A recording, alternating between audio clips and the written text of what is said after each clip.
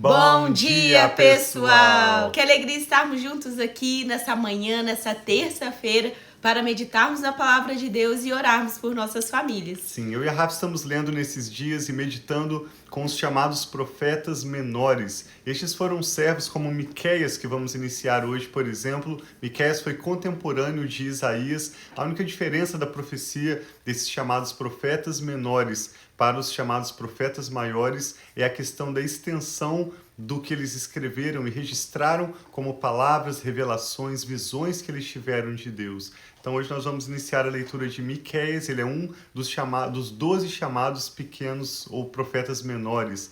Na Bíblia original hebraica, esses 12 livros formam um único livro, mas na nossa Bíblia que temos acesso hoje, eles estão divididos em 12 livros nomeados pelos profetas. Hoje então nós queremos ler Miqueias, que assim como os demais profetas, vai trazer uma palavra de julgamento sobre toda a religião corrupta, sobre toda a prática da injustiça pelo próprio povo de Deus, que conhecia a lei de Deus, conhecia a vontade de Deus, tinha um chamado e uma aliança com Deus, mas havia abandonado seus caminhos. E seguindo essa palavra de julgamento, ele vai também trazer uma palavra de restauração. A palavra de Deus, como nós vemos hoje em Miqueias 2, diz que a palavra dele é boa para aqueles que permanecem no Senhor, nos caminhos do Senhor. Então sempre haverá para um remanescente, para esse pequeno grupo de pessoas como nós, que escolhemos conhecer mais da palavra de Deus, conhecer mais o coração de Deus e humildemente viver aquilo que Deus tem preparado de melhor para nós, haverá um livramento. Então nós te convidamos a meditar conosco hoje. Até o final dessa semana vamos fazer a leitura do profeta Miqueias. Hoje vamos ler os capítulos 1 e 2 e ao final dessa leitura queremos orar pela sua vida e pela sua família. Amém. Vamos orar então, pedindo ao Senhor para falar conosco, abençoar esse tempo, esse novo livro também que nós estamos iniciando hoje. Que Deus abençoe muito o nosso dia, esse tempo devocional. Assim Pai, seja. nós te louvamos, te agradecemos e colocamos diante de ti, Pai, esse novo dia e essa nova leitura. Pedindo, Pai, abra o nosso entendimento, dai-nos olhos para ver, ouvidos para ouvir, um coração que tem entendimento e humildade, Pai, para recebermos a Tua palavra. Tira de nós, Pai, todo o orgulho, toda a vaidade, todos os pensamentos, Pai, que talvez nos atrapalhe a compreender a beleza da Tua palavra, a simplicidade, muitas vezes, da Tua palavra, o que parece complexo, mas é simples, que o Teu Espírito, Pai, simplifica. Então nós pedimos, Pai, fale conosco, nós te amamos e te adoramos, Amém. em nome de Jesus. Amém. Acompanhe conosco a leitura, então, começa dizendo assim, em Miqueias, capítulo 1. A palavra do Senhor que veio a Miqueias de Moresete durante os reinados de Jotão, Acás e Ezequias, reis de Judá, visão que ele teve acerca de Samaria e de Jerusalém.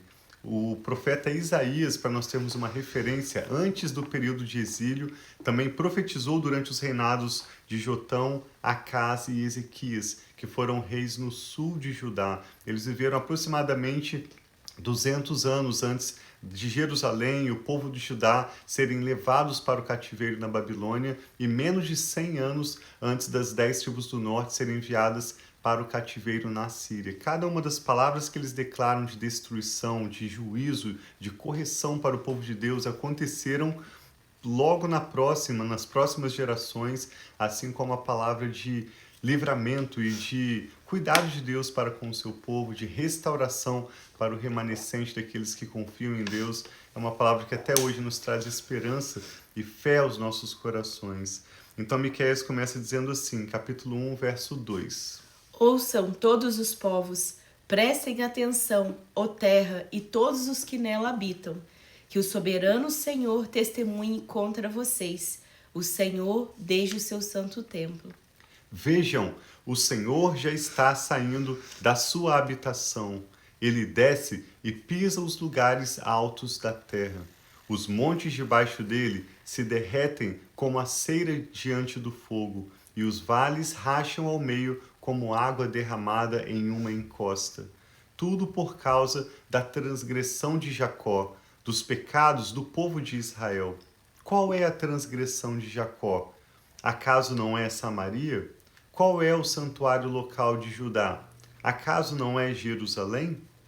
Por isso farei de Samaria o monte de entulho em campo aberto, um lugar para plantação de vinhas. Atirarei as suas pedras do vale e porei a descoberto os seus alicerces. Todas as suas imagens esculpidas serão despedaçadas, e todos os seus ganhos imorais serão consumidos pelo fogo. Destruirei todas as suas imagens, visto que o que ela juntou foi como ganho de prostituição, como salário de prostituição se tornará a ser usado. Por causa disso, chorarei e lamentarei. Aqui um profeta Miqueias inicia um lamento que vai até o final do capítulo 2 que vamos ler hoje. Existe uma beleza nesse texto com várias palavras que ele brinca, os significados de palavras que eram nomes de cidade, de pessoas que ele vai mencionando nessa poesia em forma de lamento. Ele diz: por causa disso chorarei e lamentarei. Andarei descalço e nu. É lógico que quando o profeta diz nu, não diz completamente desvestido, mas sem as suas vestimentas, todas as suas coberturas habituais. Descalço e nu como uma forma de protesto, de humilhação, de lamento pelo seu próprio povo. Uivarei como chacal e gemerei como filhote de viúva, pois a ferida de Samaria é incurável e chegou a Judá. O flagelo alcançou até mesmo a porta do meu povo, até a própria Jerusalém. Não contem isso em Gate, nem chorem, habitantes de Bet-Ofra. Revolvam-se no pó, saiam nus e cobertos de vergonha, vocês que moram em Safir. Os habitantes de Zaanã não sairão da sua cidade. Bet-Zel está em prantos, foi-lhe tirada a proteção. Os que vivem em Marote se contorcem de dor, aguardando alívio, porque a desgraça veio da parte do Senhor até as portas de Jerusalém. Habitantes de Laques, atrelem as parelhas dos cavalos às carruagens. Vocês foram o início do pecado da filha de Sião, pois as transgressões de Israel foram encontradas em vocês. Por isso, vocês darão presentes de despedida a Moreste Gate. As casas de Aquisibe se revelarão enganosas aos reis de Israel. Trarei um conquistador contra vocês, que vivem em Maressa. A glória de Israel chegará a Adulão. Rapem a cabeça em pranto, por causa dos filhos dos quais vocês tanto se alegram. Fiquem calvos como águia, pois eles serão tirados de vocês e levados para o exílio. Segue no capítulo 2 dizendo: ai daqueles que planejam maldade, dos que tramam mal na cama. Quando alvorece, eles o executam, porque isso podem fazer.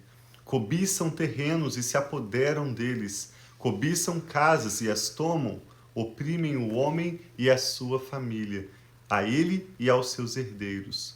Portanto, assim diz o Senhor: estou planejando contra essa nação uma desgraça, da qual vocês não poderão livrar-se.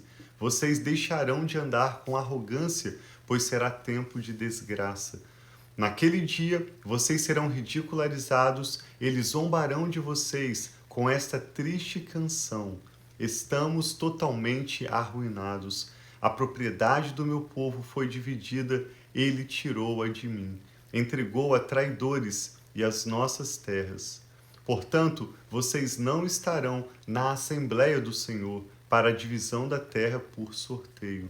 Ele também anuncia, assim como outros, Jeremias, Ezequiel, que havia falsos profetas iludindo o povo, chamando-os a acreditar que tudo ficaria bem, mesmo enquanto eles viviam na injustiça, na idolatria e completamente fora dos caminhos do Senhor. E diz assim aos falsos profetas: não preguem, dizem os seus profetas, não preguem acerca dessas coisas, a humilhação não nos alcançará. Ó descendência de Jacó, é isto que está sendo falado.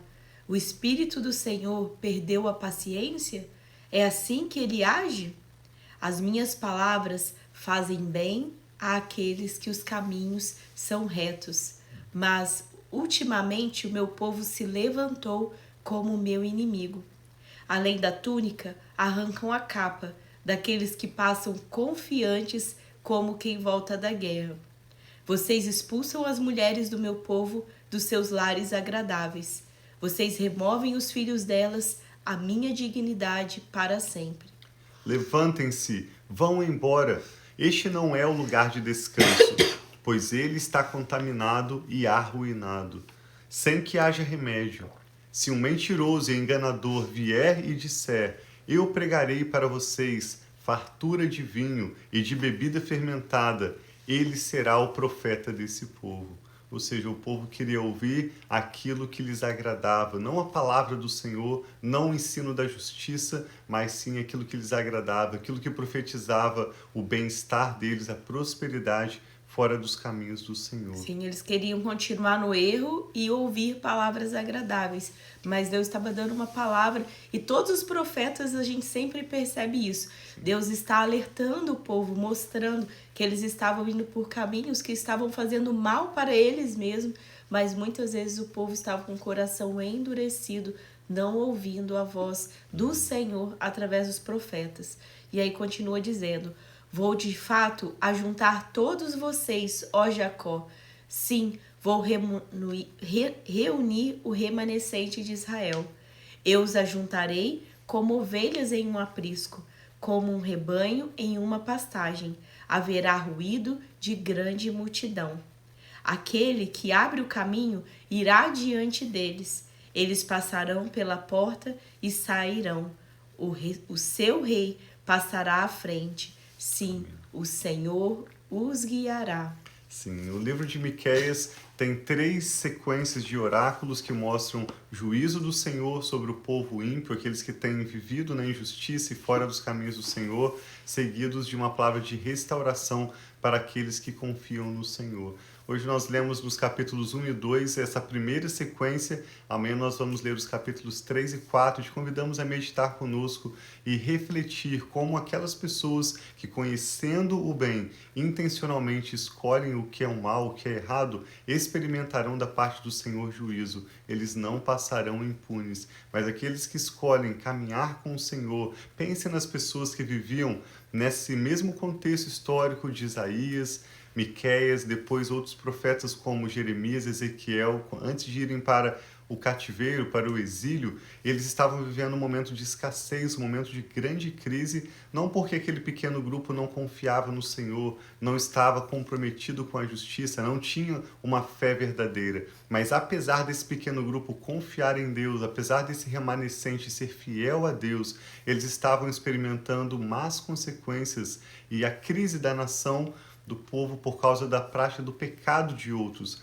Mas o Senhor faz sempre em todos os profetas essa distinção entre o justo e o ímpio, entre aquele que serve a Deus e aquele que não serve. Em qualquer momento, seja refletindo nesses profetas ou nos dias de hoje, por mais difíceis que sejam as circunstâncias ao nosso redor, se nós pararmos para refletir, nós vamos concluir: o melhor que nós podemos fazer hoje é nos aproximar do Senhor, humilhar o nosso coração debaixo da poderosa mão dele, para que a seu tempo ele nos exalte. Não vamos nos unir a esse grupo que quer ouvir falsos profetas, quer acreditar que tudo vai ficar bem, mesmo enquanto eles estão vivendo de acordo com a sua própria vontade, fora dos caminhos do Senhor. Mas o nosso chamado, assim como vimos de cada um desses profetas que estamos lendo, é para nos humilharmos debaixo da poderosa mão de Deus, buscarmos conhecer o nosso Deus, darmos a Ele o nosso louvor e buscarmos viver uma vida comprometida com a verdade, com a justiça, com aquilo que nós aprendemos que glorifica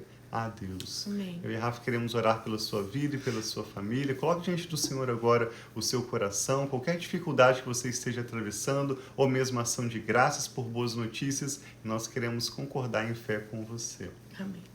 Quer orar pra gente? Pode ser. Pai, muito obrigada. Nós sabemos que Tu és esse Deus, Deus fiel, Deus que cuida de nós, Deus que nos mostra os caminhos que nós devemos a seguir. E eu peço no dia de hoje, dê essa graça para cada um de nós, de permanecermos, Pai, firmes, andando, Pai, nos Teus caminhos, firmes, olhando para o Senhor, firmes, Pai, sabendo que o Senhor é o nosso pastor e de nada nós teremos Amém. falta. Graças Assim te como o damos. Senhor promete nesse texto que irá reunir como ovelhas, como um aprisco, nós sabemos que o Senhor, Pai, é aquele que conhece a tua voz, as tuas ovelhas, e que nós possamos ser estas ovelhas que ouvem e conhecem a tua voz, que são guiadas pelo Senhor, que são conduzidas, Pai, às pastagens verdejantes que só o Senhor pode nos dar. Então eu peço no dia de hoje a bênção do Senhor sobre cada família aqui representada. Tome, Pai, essas famílias, suas necessidades, o que elas têm colocado diante de Ti, mas principalmente que cada um de nós, cada um dos membros da nossa família, os nossos filhos, os nossos cônjuges, os nossos pais, os nossos familiares, até mesmo familiares distantes, possam, Pai, experimentar do favor, da graça do Senhor, da comunhão, da intimidade com o Senhor, possam conhecer o Senhor, Pai, e prosseguir em conhecer o Senhor. Então toma todos aqueles que nós amamos e recebe, Pai, os pedidos de oração, as necessidades, as provisões, as curas, tudo aquilo que precisa, Pai, que essa pessoa que está aqui conosco em oração precisa no dia de hoje. Derrama, Pai, do Teu poder. Derrama, Pai, da autoridade que há no nome de Jesus, que em nome de Jesus haja cura, haja restauração, haja provisão, haja paz nas casas e nos lares aqui representados. Nós te amamos, entregamos esse dia a Ti e pedimos, Pai, ajuda-nos a ver, ajuda-nos a ouvir e ajuda-nos a compreender quem o Senhor é, a Tua bondade e a Tua fidelidade, que o Senhor prometeu que nos acompanhariam todos os dias das nossas vidas. Nós te amamos e te adoramos em nome de Jesus. Amém. Graças a Deus, que o Senhor abençoe a sua casa, a sua família. Te convidamos a meditar conosco com o restante da leitura de Miqueias a partir de amanhã ainda. Miqueias faz lindos chamados para vivermos uma vida de justiça, de serviço ao próximo, de amor, uma mensagem cristã, e ele também anuncia aquele que viria nascendo de Belém. Foi Miqueias, o profeta, que profetizou que Jesus nasceria naquela pequena, aparentemente insignificante cidade de Belém. 8 anos antes de Cristo, Miqueias teve revelações sobre a pessoa de Jesus e nós convidamos a meditar conosco nesses próximos dias também. Deus abençoe sua família. 8 anos ou 800 anos. Eu quis dizer 8 séculos, perdão. 8 séculos, muito tempo antes.